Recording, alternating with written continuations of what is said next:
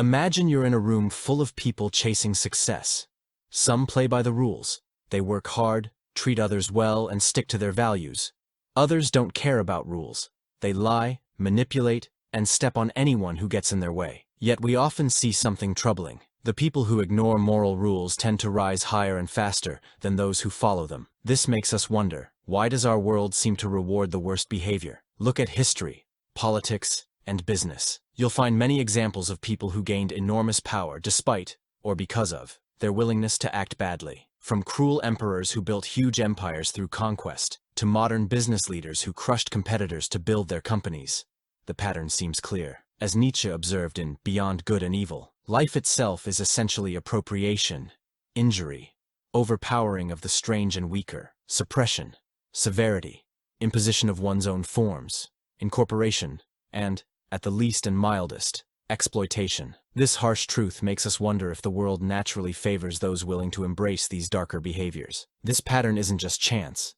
It reflects something basic about human nature, deeply rooted in our evolution and social structures. Throughout history, resources have always been limited, creating competition. Those who hesitate, who always want fairness, often get left behind or taken advantage of by more aggressive competitors. Meanwhile, people willing to exploit opportunities ruthlessly, deceive others, and dominate situations tend to gain more power and resources. This creates a tough question. Is following moral rules actually a disadvantage in life's competition? But this is only part of the story. While ruthless people often succeed quickly, history also shows their frequent downfalls. The important questions are, can their success last? And what does this mean for those who refuse to abandon their principles? Nietzsche wrote about this challenge. He who fights with monsters should look to it that he himself does not become a monster. And if you gaze long into an abyss, the abyss also gazes into you. This warning reminds us that power gained through immoral means often changes the person who holds it in destructive ways. To understand why morally flexible people often succeed, we must first understand power itself. Power is neither good nor evil. It's simply a basic force in human life, the ability to make changes and shape circumstances. This requires exploring one of Nietzsche's most challenging ideas, the difference between master morality and slave morality. This idea helps explain why ruthless people often rise while virtuous ones struggle. As Nietzsche wrote in The Genealogy of Morals, the noble type of man experiences itself as determining values. It does not need approval. It judges. What is harmful to me is harmful in itself. It knows itself to be that which first accords honor to things. It is value-creating. Picture two warriors on an ancient battlefield. One is strong, decisive, and fearless, taking what he wants, shaping reality through willpower, never asking for permission. The other constantly hesitates, waits for approval, hopes fairness will win, and expects virtue to be rewarded. Which warrior would likely win? Which would lead others? Friedrich Nietzsche argued that morality isn't a universal truth, but comes from historical power struggles. He identified two basic moral systems that continue to shape society: master morality and slave morality. These aren't just abstract ideas. They help explain why ruthless people often dominate while kind, fair people struggle. Master morality is the moral system of the strong, the rulers, the conquerors throughout history. It values strength, courage, ambition, and power. For those following master morality, good means whatever increases their ability to dominate, create, and assert their will. They define their own worth, rather than seeking others' approval. They take responsibility for their fate, and see weakness not as something to protect, but as something to overcome. As Nietzsche explained, what is good? All that heightens the feeling of power, the will to power, power itself in man. What is bad? All that proceeds from weakness. This view fundamentally rejects the idea that morality should protect the weak or limit the powerful. In contrast, slave morality is the moral system developed by those lacking power, the oppressed, the powerless, those unable to impose their will directly. Instead of celebrating strength, it praises humility, obedience, patience, and self-sacrifice. It portrays suffering as noble and sees power itself as inherently corrupting or evil. Nietzsche viewed slave morality as a psychological adaptation that helped the powerless survive in a world dominated by the strong. By flipping the values of master morality, calling selfishness evil and submission good, the weak created a moral system that provided comfort and social connection under oppression. Nietzsche observed, the slave revolt in morality begins when resentment itself becomes creative and gives birth to values, the resentment of natures that are denied the true reaction.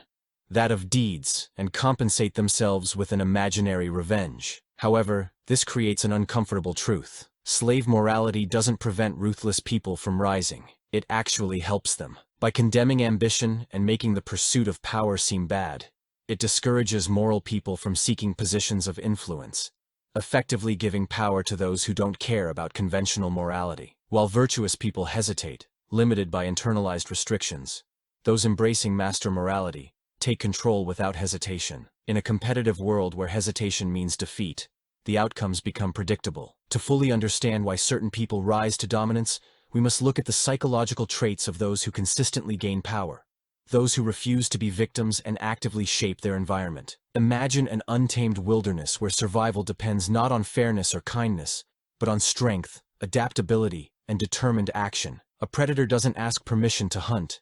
Storms don't apologize for destruction. Nature rewards not moral goodness but capability. Those who can endure hardship, adapt to change, and establish dominance when needed. Human society, despite its veneer of civilization, works on similar principles. Beneath our legal systems and social contracts, primal competition for resources, status, and influence continues. Those who rise to positions of power typically share a defining trait: ruthlessness. This doesn't necessarily mean cruelty for its own sake, but rather the ability to act decisively without hesitation, excessive empathy, or guilt. This pattern isn't accidental, but represents an evolutionary adaptation, a psychological mechanism that has enabled certain individuals, organizations, and empires to establish dominance throughout history in a harsh world. Psychological research consistently identifies traits that predict success in competitive environments: exceptional ambition, reduced fear, calculated risk-taking, and, perhaps most controversially, selective empathy that can be turned down or off when it interferes with goals. This doesn't mean all powerful people are psychopaths, but many have psychological traits that allow them to act without the emotional restraints that limit others. Nietzsche captured this reality when he wrote, "The great epochs of our life are at the points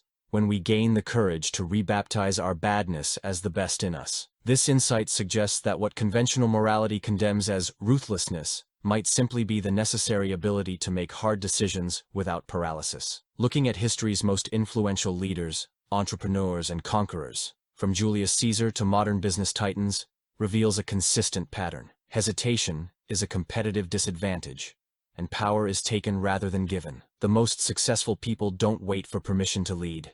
They step forward boldly, accept risks, and deal with consequences afterward, rather than becoming paralyzed by potential negative outcomes. While ruthlessness often enables initial success, it contains a paradox.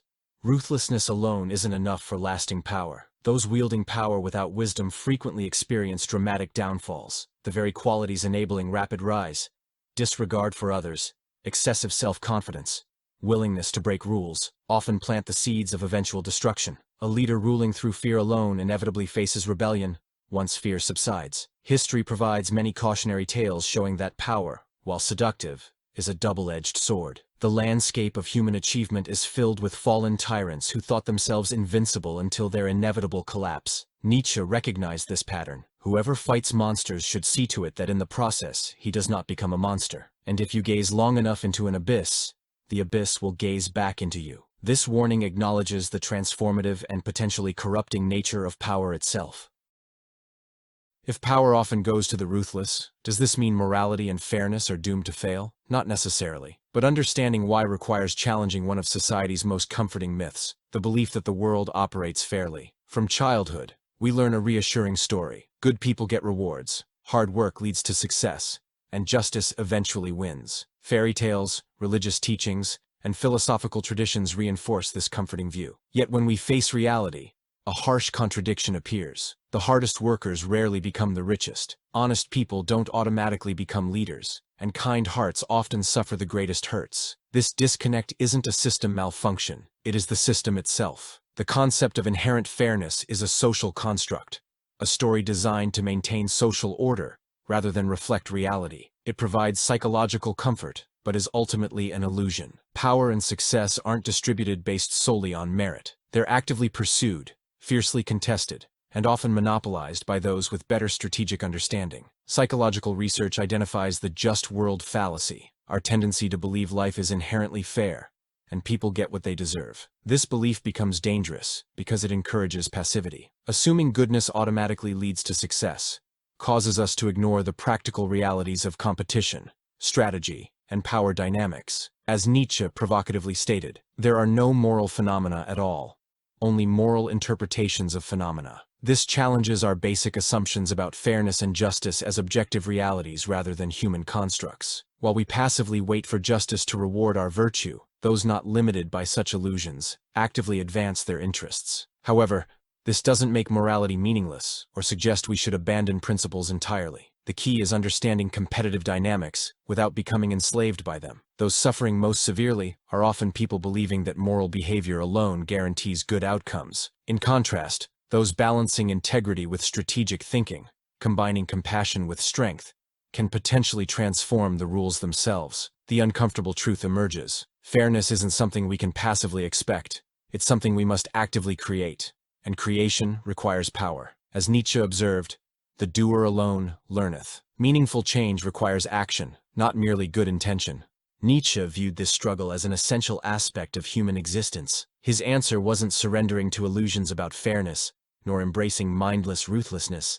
Instead, he pointed to something greater, a way to transcend both weakness and cruelty. Understanding this requires exploring one of his most revolutionary concepts, the Übermensch, often translated as Overman or Superman, the individual who rises above conventional morality, transcends illusions, and overcomes human limitations. Imagine standing at the edge of a vast abyss. Behind you lies the world as currently structured, filled with injustice, limitations, and the heavy weight of convention. Before you stretches the unknown, a path only the brave dare walk. Most people hesitate, limited by fear and doubt, but a few take the leap forward. These represent the Übermenschen, individuals who rise above ordinary limitations, forge independent paths, and redefine power according to their own vision. Nietzsche articulated this vision in "Thus Spoke Zarathustra." "I teach you the Übermensch. Man is something that shall be overcome. What have you done to overcome him?" The Übermensch concept isn't about crude domination or blind aggression. It centers on self-overcoming. The Übermensch refuses victimhood,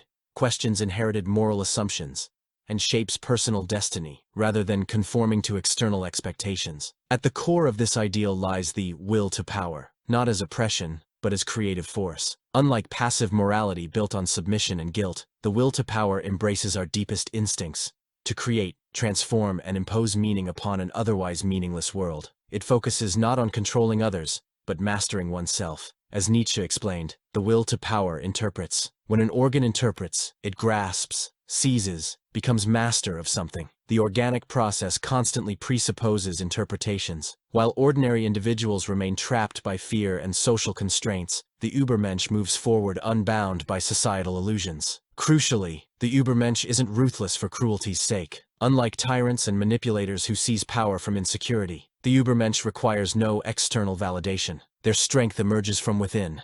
They don't rely on deception or oppression because their power generates internally, independent of external approval or temporary success. This explains why the morally compromised may gain power but never truly transcend human limitations. The ruthless play a finite game, climbing through manipulation and force, while the Übermensch plays an infinite game, building something greater than themselves. They create, rather than merely take. Nietzsche captured this distinction powerfully. The essence of all beautiful art, all great art, is gratitude. True power lies not in destruction, but in creation, building something meaningful that transcends individual existence. How do we embody these principles? How can we navigate a world that appears to reward ruthless behavior while refusing to become morally compromised ourselves? The answer involves understanding power not as a weapon, but as a creative tool. Picture yourself in a high-stakes competition where rules are written by those willing to win at any cost. If you hesitate or naively assume fairness will protect you, defeat becomes inevitable. This represents the reality many face in business,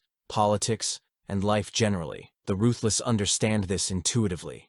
They take what they want without apology. But does this mean you must become like them to survive and thrive? Not necessarily. Most people falsely believe they face only two choices: become ruthless or become victims. However, a third path exists, one mixing strategic thinking with integrity. allowing you to compete effectively without compromising your core values. Nietzsche's philosophy wasn't advocating mindless domination. It promoted transcending weakness while maintaining authenticity. The key lies in understanding power dynamics without becoming enslaved by them. Here's how to navigate this challenging terrain. 1. Abandon the fairness illusion. One major weakness many carry is the belief that life should be fair. It never has been, and likely never will be. Strong competitors recognize this early. They don't waste energy complaining about injustice, but instead learn to use circumstances to their advantage. This doesn't mean abandoning ethics. It means recognizing that power itself is neutral, a tool whose impact depends entirely on who uses it and how. As Nietzsche observed, there are no facts, only interpretations. The world doesn't objectively reward virtue or punish vice. It simply responds to force, strategy, and action. 2. Develop strategic empathy. Many fail because they assume kindness alone will bring success, but power is rarely given freely. It must be actively claimed. This doesn't require becoming cruel, but it does demand understanding the motivations driving those who might exploit you. Strategic empathy means developing the ability to read people deeply, recognize their true motives, and anticipate their likely actions. This allows navigating deception without becoming deceptive yourself, understanding the game without being corrupted by it. Nietzsche noted, to recognize untruth as a condition of life, that certainly means resisting customary value feelings in a dangerous way. And a philosophy that risks this would by that token alone place itself beyond good and evil. This insight helps us see clearly without moral blindness. 3. Cultivate internal power. Most people live controlled by fear of failure, rejection, or standing alone. The Übermensch, however, develops internal power independent of external validation. This means embracing discomfort, taking calculated risks, and creating your own path despite opposition. The most successful individuals don't request permission. They create opportunities where none previously existed. They understand Nietzsche's insight. The individual has always had to struggle to keep from being overwhelmed by the tribe. If you try it, you will be lonely often and sometimes frightened. But no price is too high to pay for the privilege of owning yourself. Practice disciplined ruthlessness. A crucial distinction exists between mindless ruthlessness and disciplined ruthlessness. The first represents destruction without purpose.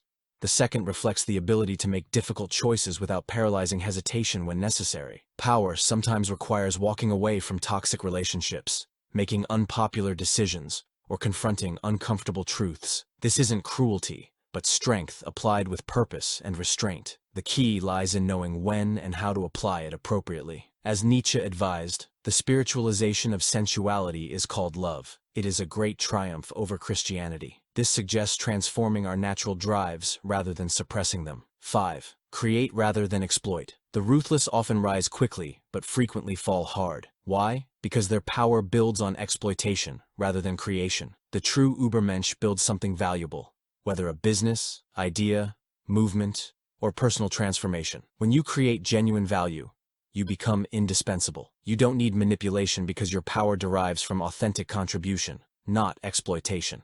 Nietzsche emphasized, the surest way to corrupt a youth is to instruct him to hold in higher esteem those who think alike than those who think differently. True creation requires independent thinking rather than conformity. Power represents the fundamental force driving the world, shaping both those who possess it and those subject to its influence. But is power itself inherently evil, or simply misunderstood? Nietzsche's exploration of power went beyond simple domination. It centered on creative potential. The drive for power, according to his philosophy, is frequently misinterpreted. It doesn't primarily concern controlling others, but surpassing oneself, transcending current limitations, and evolving beyond what seemed possible. As he wrote in Thus Spoke Zarathustra, and life itself told me this secret. Behold, it said, I am that which must overcome itself again and again. This reveals power's creative essence. Throughout history, power has nevertheless been associated with corruption. Countless leaders, once gaining authority, succumbed to ego, greed, and tyranny. This paradox raises a profound question. Is power inherently corrupting, or does it simply reveal pre-existing human weaknesses? Nietzsche argued that power in its purest form isn't about harming others. It concerns self-overcoming, pursuing greatness, and creating new values rather than submitting to externally imposed morality. However, conventional moral frameworks often portray power itself as suspicious or dangerous. In a society celebrating selflessness and humility, Individuals openly seeking power face automatic suspicion. But perhaps this represents a fundamental misunderstanding. What if rejecting conventional morality and establishing personal principles simply embodies life's authentic nature? Raw, unfiltered, and unapologetically self-affirming. Nietzsche didn't view the will to power as merely desiring control over others. He saw it as an inner force driving us to live more fully and explore our potential boundaries. From this perspective, power becomes an ethical pursuit, challenging us to break free from societal constraints and define existence on our own terms. As he proclaimed, "I am a law only for my kind. I am no law for all." This radical individualism suggests authentic power isn't about conforming to external standards, but creating personal ones. Does this mean everyone seeking power acts virtuously? Certainly not. The power path can lead either toward enlightenment or destruction. The crucial difference lies in intention. Is power sought to impose will on others, or is it pursued as self-transformation, creating a reality aligned with your highest aspirations? In Will to Power, Nietzsche explained, what is happiness? The feeling that power increases, that resistance is overcome. This suggests power's highest form involves overcoming internal limitations rather than dominating others. Is power evil? Not inherently. It functions as a tool that, wielded by individuals with integrity, can produce extraordinary achievements. However, when used selfishly or oppressively, it reveals humanity's darker aspects. Nietzsche challenges us to reconceptualize power, not as something fearsome, but as something to master through discipline, strength, and unwavering commitment to self-transcendence. As he wrote, "The secret for harvesting from existence, the greatest fruitfulness and the greatest enjoyment is to live dangerously." This invitation to embrace power's creative potential, rather than fearing its responsibility, continues to resonate today. If this exploration of power dynamics, success, and philosophical perspectives has challenged your assumptions and sparked deeper curiosity about life's fundamental questions, consider how these insights might transform your approach to both personal challenges and wider social structures. The path toward authentic power doesn't require abandoning morality or embracing ruthlessness. It demands transcending conventional limitations, questioning inherited assumptions, and creating meaning in a world that often appears chaotic and unfair. As Nietzsche reminded us, he who has a why to live for can bear almost any how. By understanding power's nature, recognizing society's illusions, and embracing the creative potential within yourself, you gain the ability not merely to navigate a complicated world, but potentially to transform it according to your highest values.